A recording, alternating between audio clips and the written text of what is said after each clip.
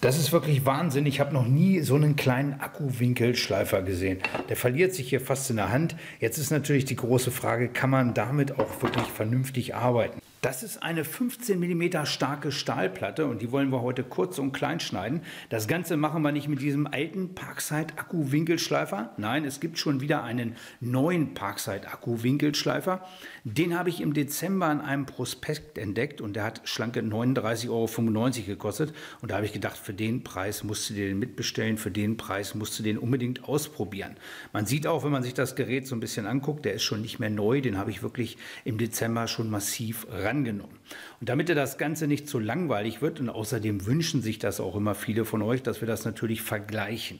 Und da haben viele immer gesagt, guck dir mal die Geräte von Aldi an, die sind auch alles andere als schlecht. Das heißt, wir machen heute Kampf der Billigwinkelschleifer Parkside gegen Ferex. Ich glaube, Ferex ist richtig ausgesprochen. Ich habe mir ein Gerät bestellt, einen Ferex Akkuwinkelschleifer. Der hat die gleiche Drehzahl, der hat die gleiche Leistung, auch 20 Volt. Und dazu habe ich ein Ladegerät und dazu habe ich mir einen Akku bestellt. Vom Preis her ist das auch völlig identisch. Der kostet 40 €, der kostet im Angebot auch 40 €. Was man natürlich klar dazu sagen muss, von wegen, die Geräte kosten sonst, glaube ich, 59 €, sind also sonst teurer, aber es gibt die Geräte 2 bis 3 bis 4 bis 5 Mal im Jahr im Angebot. Gefühlt gibt es die immer im Angebot. Das heißt, wenn man ein bisschen abwartet, kriegt man diese beiden Geräte wirklich zum selben Preis. Ich habe das Gerät noch nicht ausgepackt. Ich bin selbst gespannt wie ein Flitzebogen. Wir werden uns jetzt aber erstmal angucken, was sich bei dem Kumpel wirklich verbessert hat. Denn ich habe diesen Winkelschleifer hier letztes Jahr ausprobiert, übrigens genau vor einem Jahr, auch im Januar. Und da war ich eigentlich relativ angetan von dem Winkelschleifer. Ich hatte so 2, 3 Kritikpunkte und da ist es sehr interessant, dass diese Kritikpunkte hier an diesem Akku-Winkelschleifer wirklich verbessert wurden. Mag Zufall sein, mag sein, dass sich jemand mein Video angeguckt hat und gesagt hat von wegen, naja, da hat er aber recht, das können wir noch ein bisschen besser machen. Sehr interessante Entwicklung und das gucken wir uns als erstes an und dann packen wir natürlich diesen schönen Aldi Ferex Akku-Winkelschleifer aus.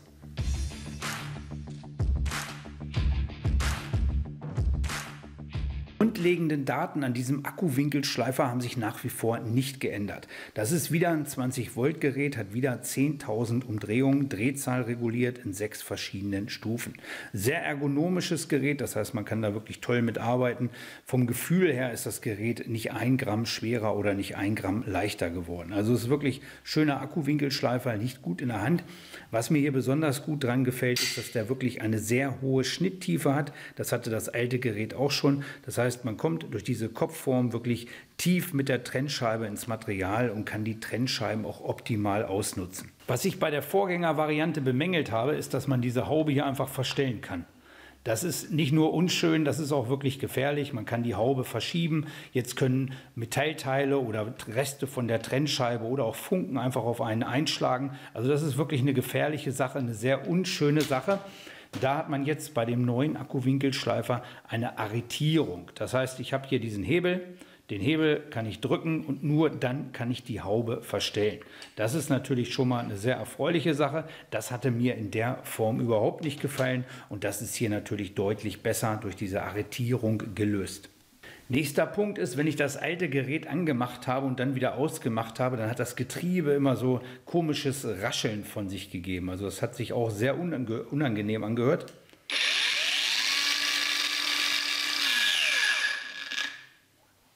Also dieses Rascheln. Ja.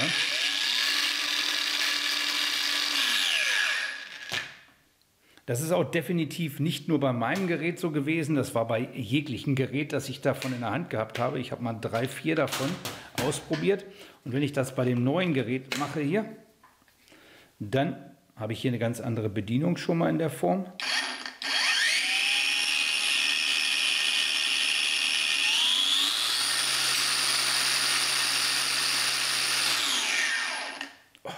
Hört sich schon mal viel besser an. Das andere hat sich wirklich so ein bisschen krank angehört, als wenn da irgendwas nicht stimmt. Mir wurde von verschiedenen Leuten gesagt, das ist technisch so in Ordnung wegen dem Getriebe, aber im Prinzip von wegen, für mich hört sich das viel, viel besser an. Das alte Gerät hatte den Akku nach vorne und das neue hat den Akku jetzt nach hinten.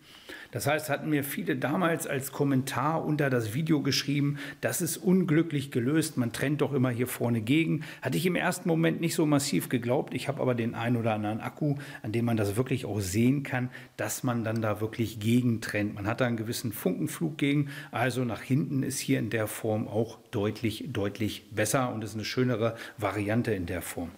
Das alte Gerät wurde jetzt hier einfach die Drehzahl eingestellt in 6 verschiedenen Stufen, dann hatte ich einen Taster.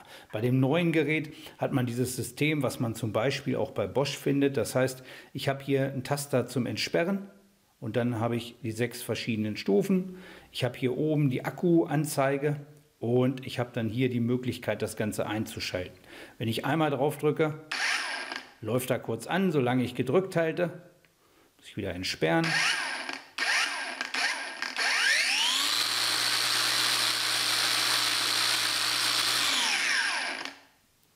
Ja, das heißt, einmal drücken ist, solange ich gedrückt halte, und zweimal drücken ist dann der Dauerbetrieb. Viele Leute sagen, so ein Taster hält ewig, so ein Taster kann ich auch mal reparieren. Wenn die Tastatur hier durch ist, diese Folientastatur, dann kann ich das Ganze wegschmeißen. Das ist immer so eine Sache, das muss jeder für sich selbst entscheiden. Ansonsten von wegen, ich finde es natürlich sehr praktisch und für alle technikverliebten Leute ist das natürlich eine schöne Spielerei. Ich habe nie die extrem dicken Handschuhe, ich habe immer meine ganz normalen schwarzen Schweißerhandschuhe und mit denen kann ich das hier wirklich problemlos bedienen. Das sind die, mit denen ich arbeite. Also so extrem dicke Handschuhe, dass man das nicht bedienen kann, habe ich in der Form nicht an. Ich habe da bisher keine Probleme gehabt. Und jetzt werden wir uns mal gucken, was Aldi für den Preis zu bieten hat.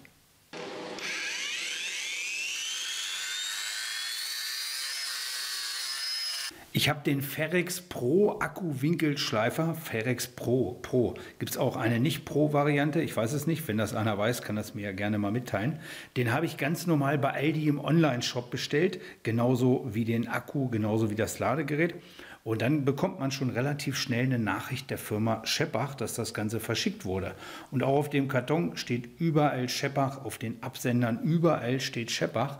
Ich hätte eigentlich gedacht, von wegen, wenn die das bei Scheppach fertigen lassen, beziehungsweise Scheppach da irgendwo der Kooperationspartner ist, dass das so ein bisschen mehr verschleiert wird. Scheint in dem Fall denen wohl egal zu sein. Das heißt, das Ganze kommt von Scheppach und das Ganze wird wohl auch von Scheppach hergestellt, beziehungsweise Scheppach lässt das Ganze in Asien herstellen. Jetzt werden wir den Karton hier mal feierlich aufmachen. Das ist immer ein sehr spannender Moment. Also ich habe schon viel gesehen, aber ich habe noch nie so einen kleinen Winkelschleifer gesehen. Ist wirklich Wahnsinn. Also bin ich erstmal baff. Also ist wirklich ein Hauch von nichts und ist natürlich auch eine praktische Sache. Der ist sowas von leicht. Also das ist natürlich für viele Arbeiten sicherlich auch sehr interessant. Also ich habe noch nie so einen kleinen Winkelschleifer gesehen als Winkelschleifer mit einer 125er Scheibe.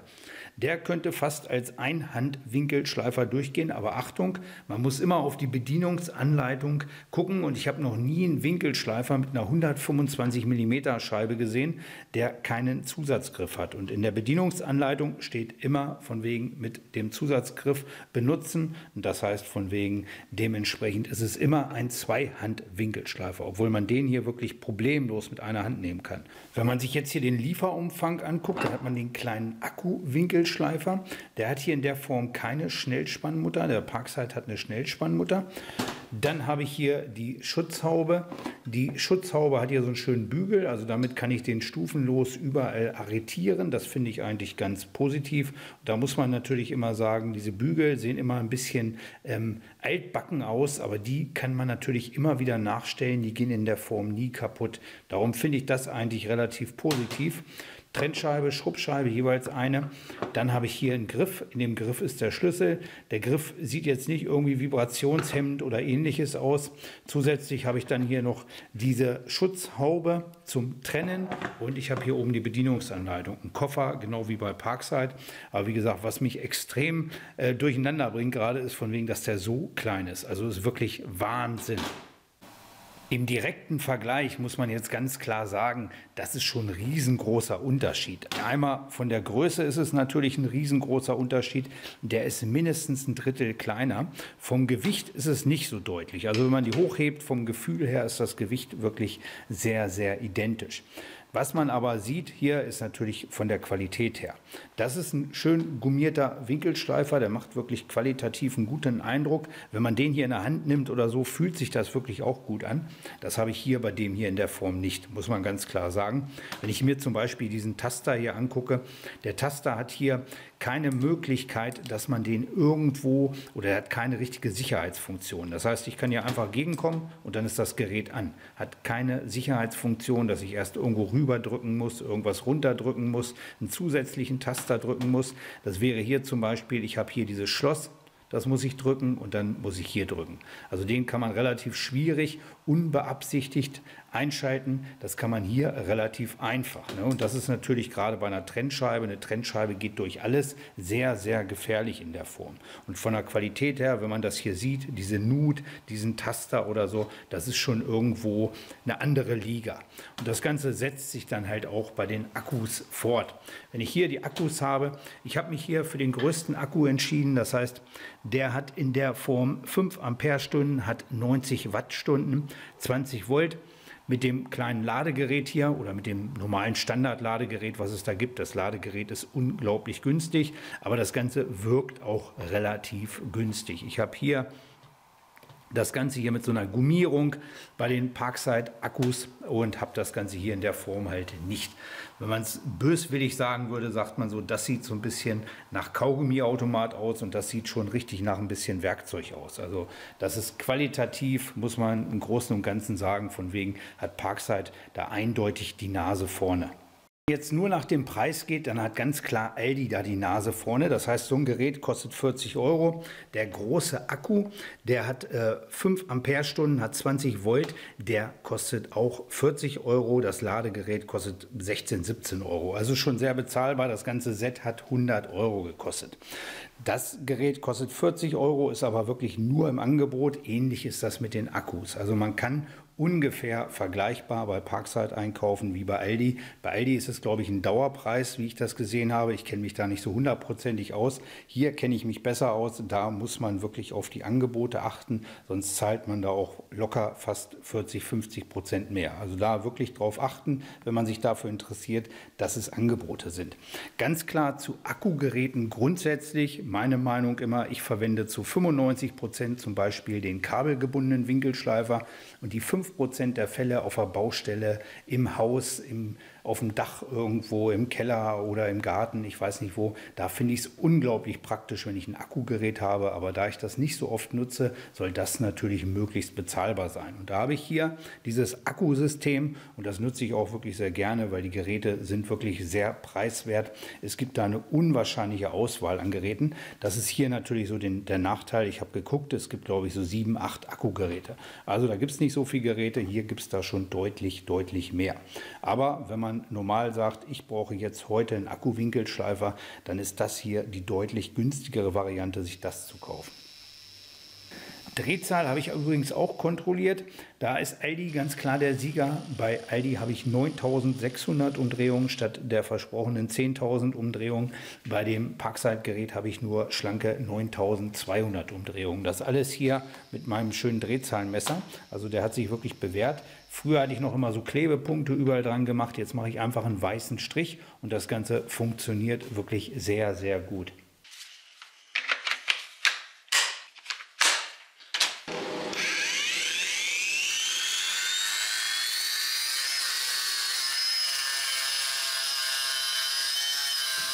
Also ich habe jetzt hier angefangen, das erste Stück zu schneiden, das Ganze mit dem Ferex, mit dem Aldi-Gerät.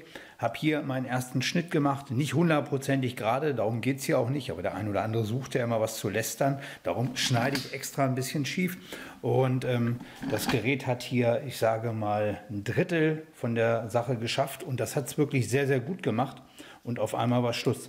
Auf einmal war Schluss, jetzt passiert hier nichts mehr.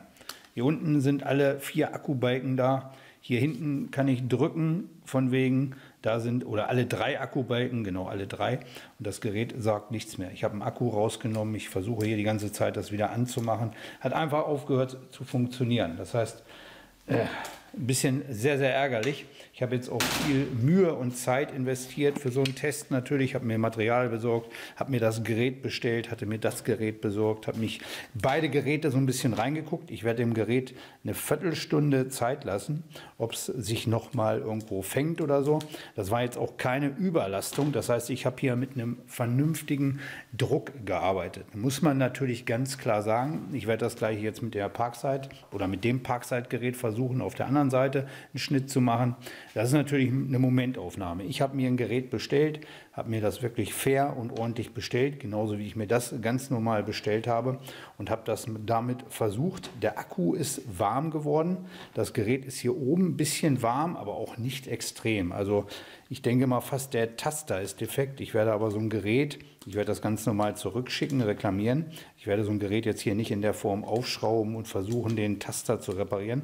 Oder es ist vielleicht auch einfach überhitzt oder überlastet. Aber das nach so einem kleinen Schnitt mit nicht sonderlich viel Druck, das ist natürlich so ein bisschen enttäuschend.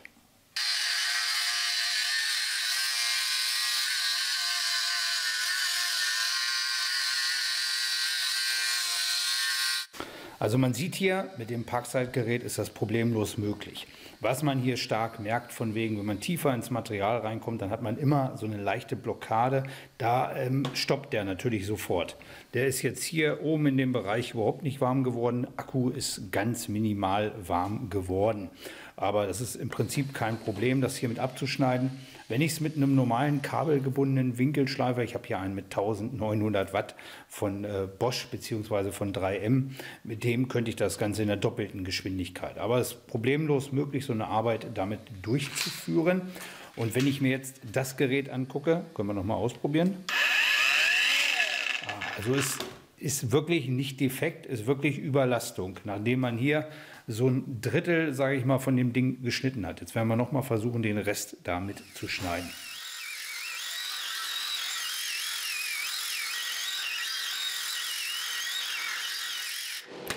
Das heißt, wir haben uns jetzt vom Drittel zur Hälfte hochgearbeitet und das Gerät ist wieder aus. Das heißt, eben hatte ich 5 Minuten bestimmt gewartet, hatte das hier kurz getrennt, habe zwischendurch das kurz gefilmt und.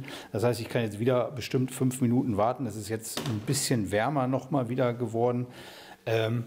Dann müsste man auf so ein Gerät draufschreiben, nicht für Trennarbeiten, sondern nur für dünnes Material geeignet und ich sage mal für leichte Endgradarbeiten geeignet oder so. So zum Trennen oder so. Ich hatte mich jetzt wirklich gefreut. Ich hätte hinten noch fettes Edelstahl, ich habe hinten eine fette Welle. Das könnte man jetzt alles damit trennen. Bin ich mir auch sicher, dass das Gerät, weil ich habe ja das Vorgängermodell, dass das Gerät das problemlos hinkriegt, hiermit oder so, da bin ich echt enttäuscht. Da bin ich wirklich enttäuscht. Ich hätte das normal, hätte ich geguckt, was ich mit dem Gerät mache, sowas, dass das immer wieder abschaltet oder so, das kann definitiv nicht normal sein. Das wird warm. Hier ist irgendwie überhaupt nichts entstanden. Hier war ein ganz bisschen der Akku warm geworden. Hier ist der Akku warm und hier ist das Gerät hier oben im Getriebe warm.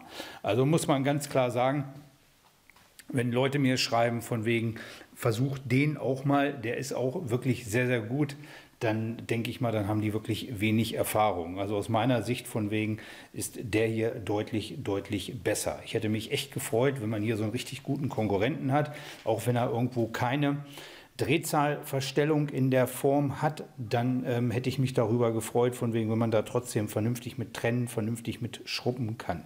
Das kann man hier definitiv nicht mit. Ich werde hier oben jetzt nochmal mit beiden Geräten eine schöne Phase anschleifen. Können wir mal gucken, wie er sich da schlägt oder so. Aber ich denke mal, auch da wird er relativ schnell ausgehen. Der stoppt hier immer wieder, wenn man das Gerät verkantet mit der Trennscheibe. Das ist auch normal bei den meisten Akkuwinkelschleifern. Man hat dann irgendwo in der Form eine Überlastung und da schaltet das Gerät sehr schnell ab, um das Gerät zu schützen. Das macht der hier komischerweise überhaupt nicht. Ich arbeite damit. Ich habe jetzt auch mit wenig Kraft gearbeitet, also dass man wirklich das Gerät schont, nicht überlastet, nicht irgendwo stoppt, nicht irgendwo was kaputt macht und dass es vielleicht das durchhält und dass man wenigstens das damit trennen kann. Aber stoppen oder so tut er in der Form nicht. Also wenn er schneidet, schneidet er vernünftig. Nur nach, ich weiß es nicht, nach 30, 40, 50 Sekunden oder so ist Game Over. Und da habe ich natürlich überhaupt keine Lust drauf. So, meine lieben Freunde, ich werde jetzt noch ein paar Sachen damit schrubben. Muss man natürlich ganz klar sagen, für so schweren Stahlbau ist normal ein Akku-Winkelschleifer in der Form nicht geeignet, gerade wenn es einer, so sage ich mal, vom Discounter ist, vom Parkside oder von Lidl ist. Aber trotzdem mit der Lamelle habe ich hier eine anständige Phase angeschliffen. Ich habe es jetzt eben noch mal versucht von wegen, aber das Gerät geht immer noch nicht wieder an. Also nach dem zweiten Mal oder so scheint es deutlich länger zu brauchen, sich zu erholen. Und das ist irgendwo der Punkt, wo ich sage, da habe ich dann keine Lust mehr. Da würde ich sagen, von wegen, also wenn Leute mir geschrieben haben, das ist ein gutes Gerät, dann weiß ich nicht. Entweder habe ich eine Montagsserie erwischt, dann könnt ihr mir das gerne in die Kommentare schreiben, dann werde ich da vielleicht nochmal ein Austauschgerät mir besorgen, beziehungsweise das zurückschicken, ein neues anfordern oder reklamieren und sagen, ich möchte ein neues Gerät haben, das nochmal ausprobieren, aber ich glaube es im Prinzip nicht. Ich habe hier alles mit einer schönen Puderzuckerschicht überzogen, ich muss hier gleich vernünftig fegen und das habe ich eigentlich zu 99% mit dem Gerät gemacht. Das ist nach wie vor wieder ein schöner Winkelschleifer, wie ich es vorhin schon 2-3 Mal erwähnt habe, da muss man echt darauf achten, dass man das im Angebot kauft. Regelmäßig im Angebot und dann, wenn man das für 39 oder auch 49 Euro kriegt, sehr schönes Gerät. Sehr leistungsstarkes Gerät, kann man wirklich vernünftig mitarbeiten, eine richtig gute Qualität. Das kann ich von dem Gerät hier nicht behaupten. Also ich hätte mir da wirklich mehr von versprochen, dass man einen richtig hardcore-mäßigen Test macht. Ich hätte noch so viele schöne Sachen hinten in meiner Schrottkiste, die man damit kurz und klein schneiden, schleifen kann und sowas. Aber wie gesagt, Gerät hat nach ein paar Minuten aufgegeben, beziehungsweise nach ein paar Sekunden im Prinzip schon. Dann nochmal eine lange Ruhephase, dann nochmal und jetzt ist es nach wie vor. Also es geht hier wirklich nichts mehr. Ne? Akku hat nach wie vor Füllstand. Es sind immer noch 2 Balken da. Also geht nicht mehr. Schade. Hat mich viel Mühe, viel Zeit gekostet und im Prinzip hat es nicht viel gebracht. Da hätte ich das Gerät auch alleine vorstellen können. Ich wollte es wirklich ein bisschen interessant gestalten. Habe gedacht, schön Kampf der Winkelschleifer. Aldi versus Lidl, aber da muss man ganz klar sagen, der Punkt geht an Parkside. Der Punkt geht eindeutig an Parkside. Ich wünsche euch viel Spaß beim Schweißen. Wie gesagt, wenn ich das Gerät mal wieder im Angebot sehe, werde ich das verlinken, werde ich das teilen. Ansonsten bis dann, euer Manni.